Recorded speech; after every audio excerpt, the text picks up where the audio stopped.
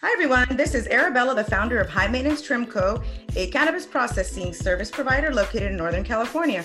We're the business that you didn't know you needed, saving you time and money by bringing experts to your facility. Follow our journey through the industry.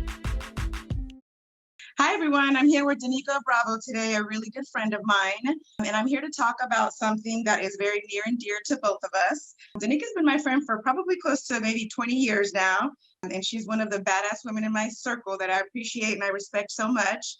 A little bit about both of us. So really interestingly, over the years, sometimes we've kind of lost touch for a little bit and then we reconnect again, and it's kind of like a change of career, a change of path, and we're like, okay, so who are you this year? And so I was really excited to talk to her, a couple years ago when I, jumped, with both feet into the cannabis industry. Both of us had originally met in our corporate jobs, working in, here in California. That's how we became friends. And so, through working in the cannabis industry, I've learned so much, and I've learned a lot about some of the challenges, some of the negative aspects of it as well. Although we always talk about the positive aspects of the plant medicine and in the industry. There's also a lot of negative things that have happened over the years, such as incarcerations, and the war on drugs really took a toll on a lot of people. Both of us kind of come from similar backgrounds. Both of us were raised, I grew up in Oakland. She grew up in Stockton. We're the only girl in the family with brothers. And so, we kind of had to grow up being, rough and tough. And so, we've kind of carried a lot of that with us through our journey and through the things that we've learned in our families in the past. And so I think now we're tapping into, some of those passions and some of those things that are just really, near and dear to our hearts. And so I'm very proud, to have Danica on today, and very, excited. Danica is now spearheading a program, and, correct me if I'm wrong, but the program is really to help provide, higher education and kind of, forge a path for people who probably didn't have these discussions about going to college, as they were young or growing up. I remember me growing up, we never had the discussion about, the college fund or where are you going to go, after high school. That was kind of something that we had to figure out on our own. I can't imagine how even more difficult and the layers of difficulty are for people that, on top of not having those discussions, now have probably found themselves in trouble with the law, have gone to jail. And so I want to learn a little bit about what you're doing to kind of bridge that gap and to help people get through some of those challenges. And this isn't just for weed crimes. There's a lot of people that have a past and have a background for a number of different reasons, but I believe, just as I'm sure you believe, that should not stop them from having the opportunities that are available to the rest of us. So so go ahead and just tell us a little bit about yourself and about the program. Thank you for the amazing introduction. As Arabella mentioned, my name is Danica Bravo and I'm from Stockton. The reason why I'm so passionate about it is because when I was younger, my older brother and my younger brother were incarcerated by the time I was 15 years old. Later in life, it became a repetitive cycle. So I'm sure some of you have heard the term recidivism. And that just basically means when one person gets out, the chances are extremely high for them to recidivate within 6 months to a year and go back to incarceration. And that's exactly what happened with both of them.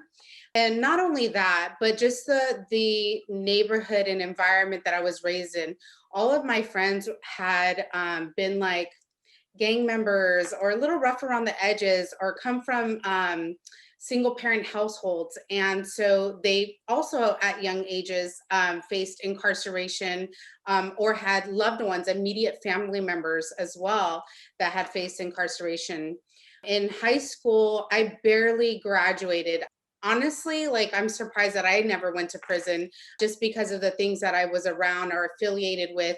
It's just that when you grow up in that environment, you don't know anything else. Who's your role model? Your parents are too busy working two jobs to provide the basic needs.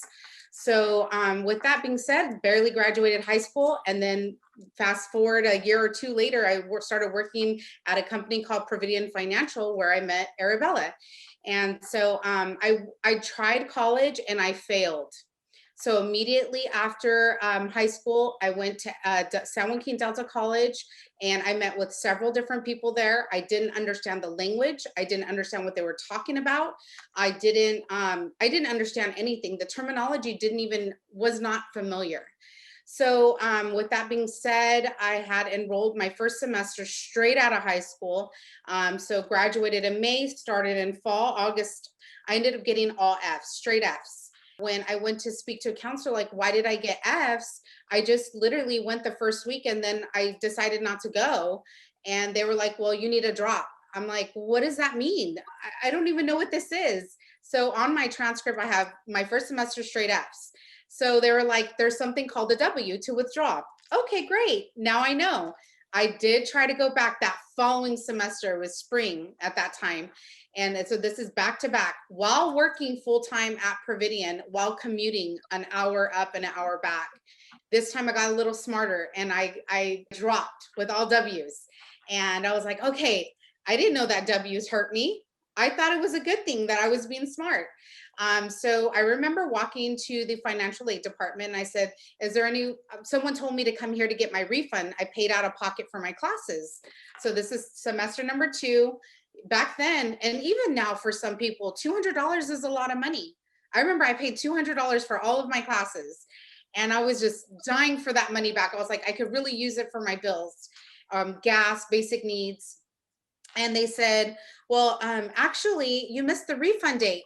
So I'm like, what's the refund date? What is going on? Like, so I learned the hard way what all these different dates are, what all these different things mean, but nobody was there to show me or guide me. So that's why I ended up going into higher education.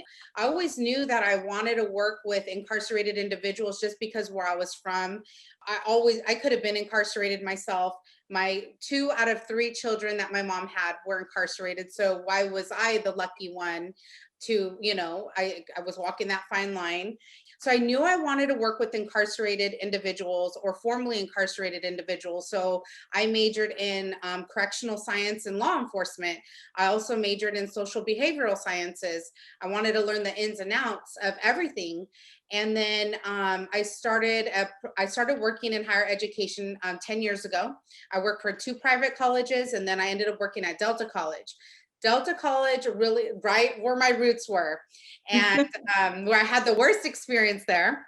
I find it so amazing, Danica, that you failed at college, yet you went back and got a job helping people get into college because you couldn't. And obviously both of us went back and ended up getting our degrees, but you didn't start off that route. It kind of flip-flopped for you. I find that so amazing.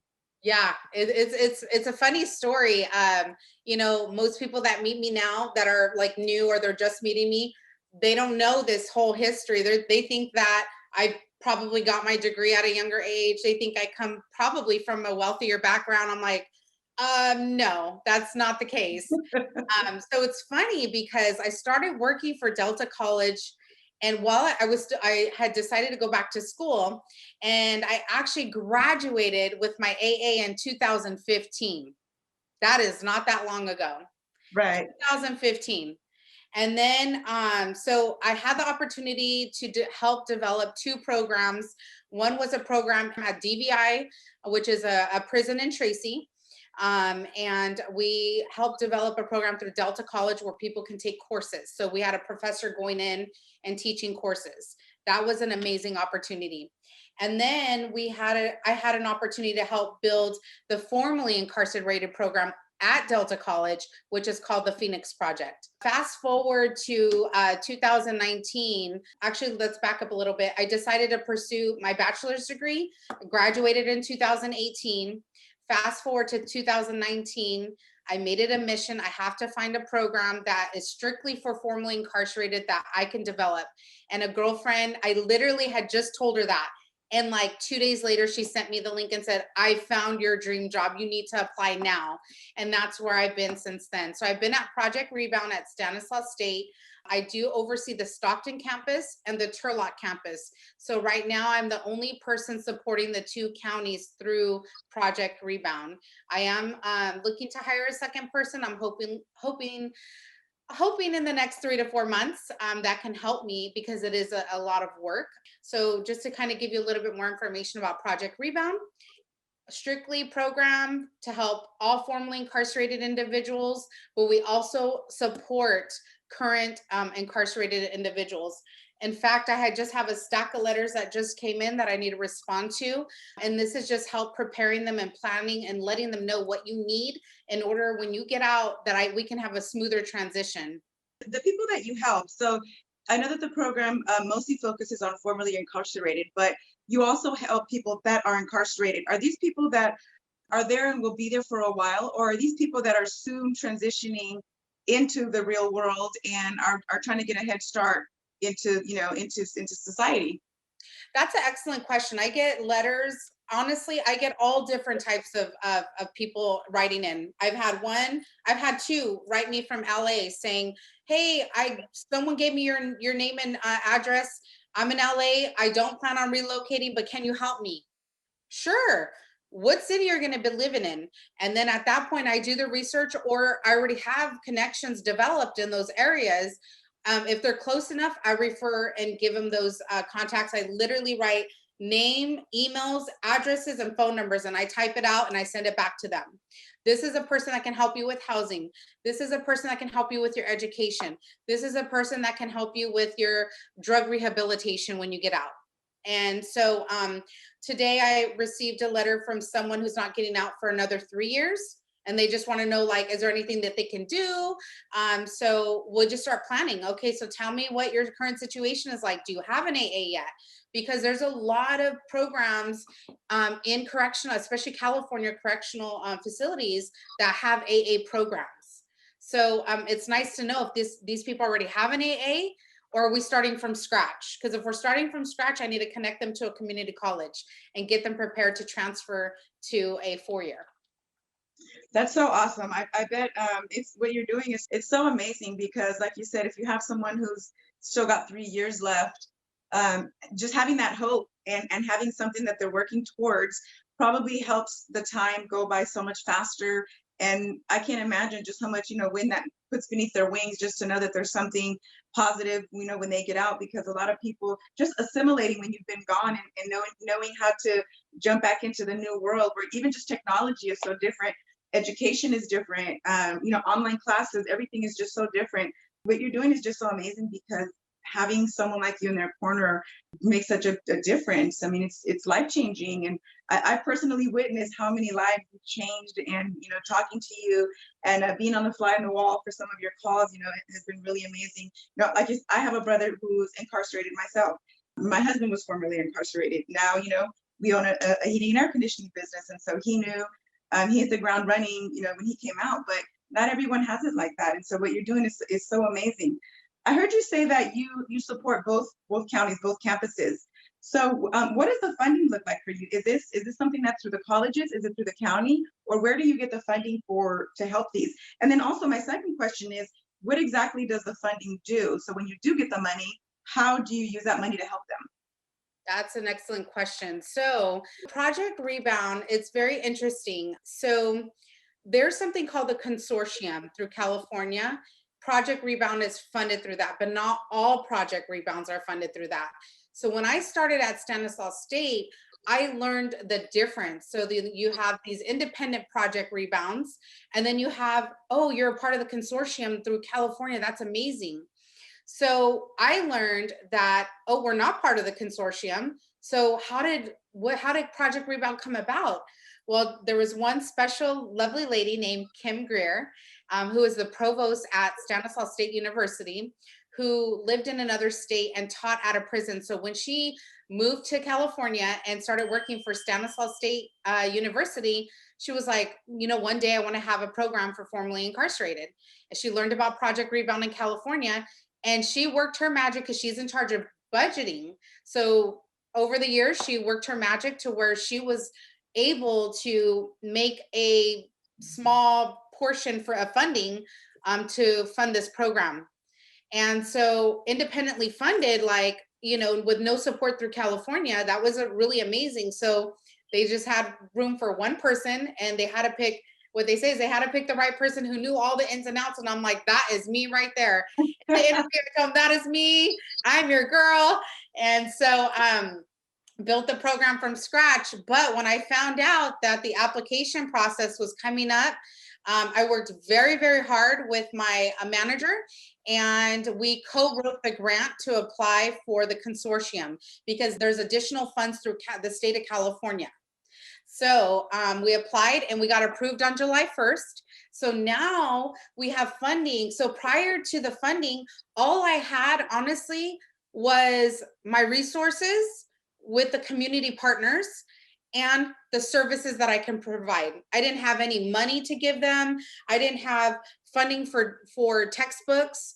I didn't have none of that. So I was just their person like, hey, I found out about an extra grant. Let's apply for it for you.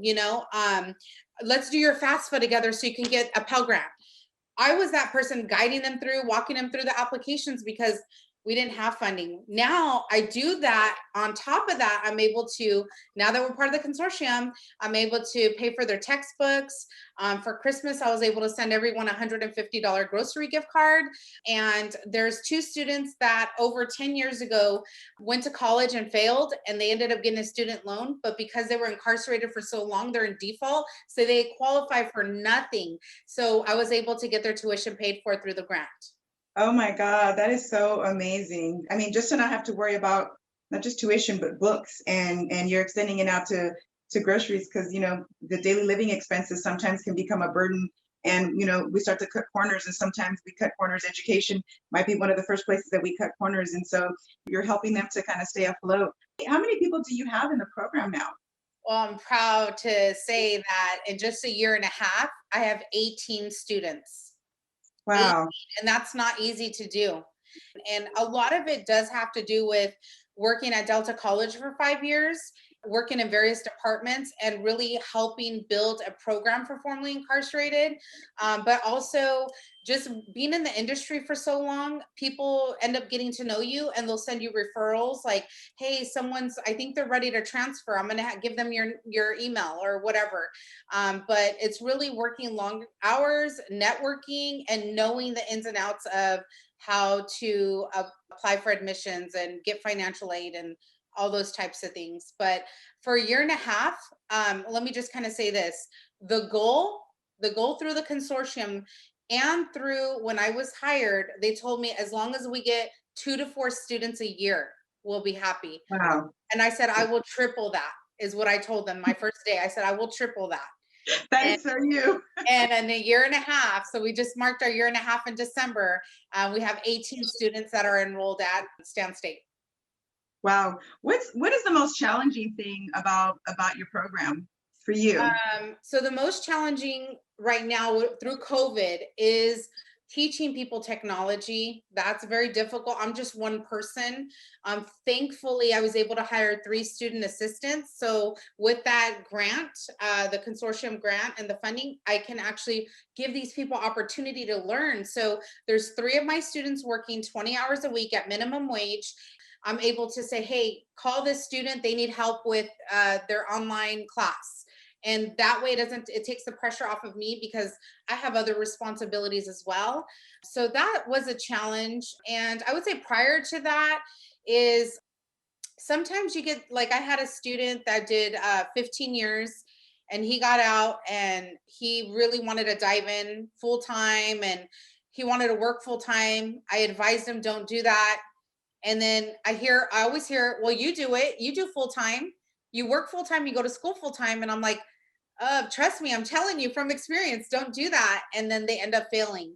So one individual ended up getting all Fs, and it was just heartbreaking. And I try to prevent that, but he had just did 15 years and he thought he can handle it. So that part, is frustrating and challenging. I can imagine because there's a lot of work that goes into it. And if you don't mind me asking, do you ever collect the data, or do you know what is the success rate of your students that go in? Because I know that there's a lot of hand holding that has to happen because they do require a lot of guidance, and and thankfully you've been such a blessing. But the people that that come out and join the program, what is the success rate for graduation? Through all the Project Rebounds, it's around 90%. We had a meeting scheduled yesterday and I had to reschedule on you because I had to actually do this report, and it's the data that you're asking about. They wanted to know how many people if anybody has dropped, and I had to submit all that data by last night. So that is something that all the Project Rebounds keep track of, and I believe we're at 80 to 90% success rate. Wow, that's amazing. Yeah. Now, once people graduate, from college, the challenges aren't over. Do you find that it's still difficult for some of your students to find employment once they graduate?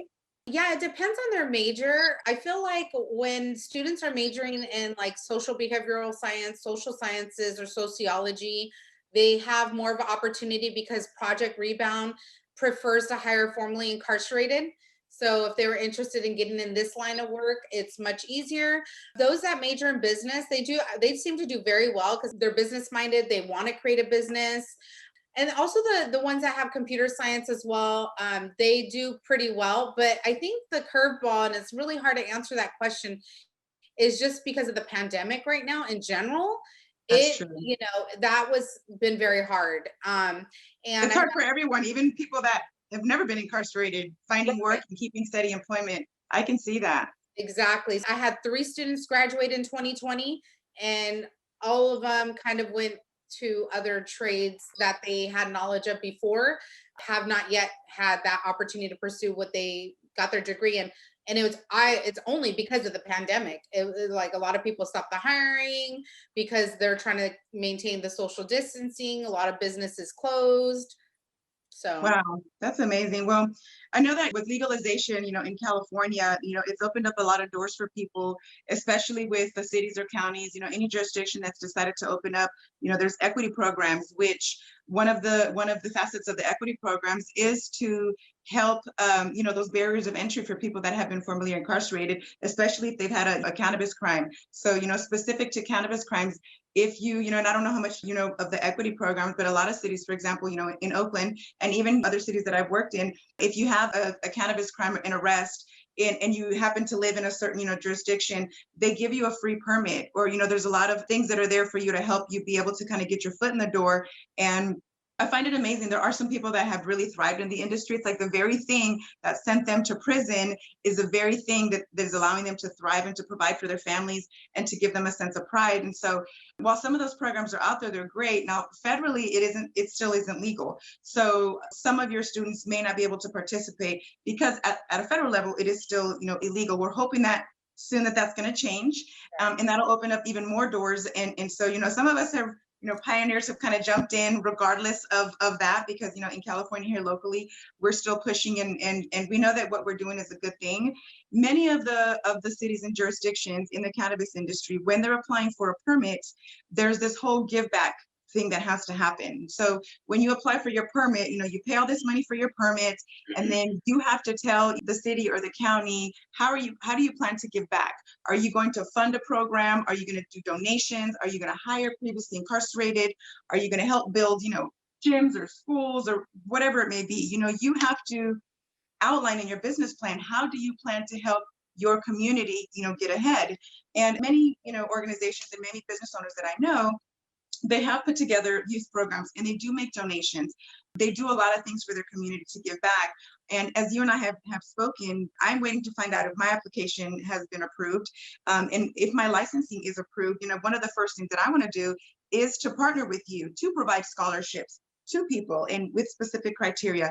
If I can help send someone to college and help give them a college education that otherwise may not have had that opportunity, it's a win-win. That's kind of what we're all here for, is to help our community, and specifically, individuals. It isn't like the money is just going to a big pot and we don't get to see kind of, the fruits of the labor, but to be able to actually see someone, go to college is wonderful. I wanted to share your program is so that people are aware, and to highlight the fact that this wonderful program is out there and there's someone just like you, and I'm sure there's others in other chapters, throughout the state, but there's people just like you that are ready and willing to help people. If there is additional funding, if there's more hands, if there's more people like you that can help, we can really turn around the lives of a lot of people. So I am going to share this with social media and our YouTube channel in hopes to maybe, get some additional donations and get some scholarships and get other people engaged, out there, that they have to donate anyways. They have to give back to the community. So why not give back to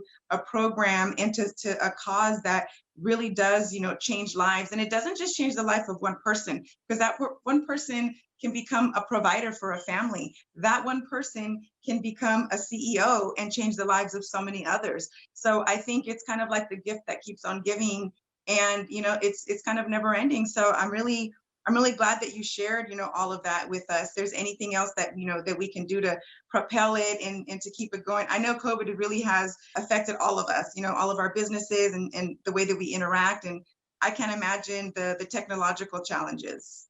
Yes, yes. It's been very challenging for a majority of the students because they do prefer to learn in person on campus. A lot of the students that started in fall were struggling. As I mentioned, the other student that we talked about just a few minutes ago, and putting in that time showing them how to utilize the laptop and how to utilize the online platforms such as Canvas and Blackboard and Google Classroom, and every professor's using something different. So they were getting confused. So yeah, it has been a challenge, but they're learning. It's helping them grow. I tell them, like, these are growing pains. Yeah, I can imagine. Well, thank you so much, Danica, for joining us, and people out there watching us. We're going to put some information up so that you can take a look at the program. Hopefully, you've learned a little bit about Project Rebound, and you can see that the benefits of helping support the program. So, if you're looking for an organization, if you're looking a place to put your some of your profits, some of your money, and really change some lives out there, take a look at Project Rebound. Reach out to Danica. You can also reach out to us. Reach out to either one of us, and then we'll be happy to share with you how you can help change some lives out there. And it doesn't just have to be cannabis related. We can change a lot of lives for anyone that's been previously incarcerated. So, we don't have to kind of, narrow it down so much. There's a lot of lives that can be saved and changed. So thank you so much, Danica, for joining us today. Thank you for having me. We'll talk to you soon. Okay, bye-bye.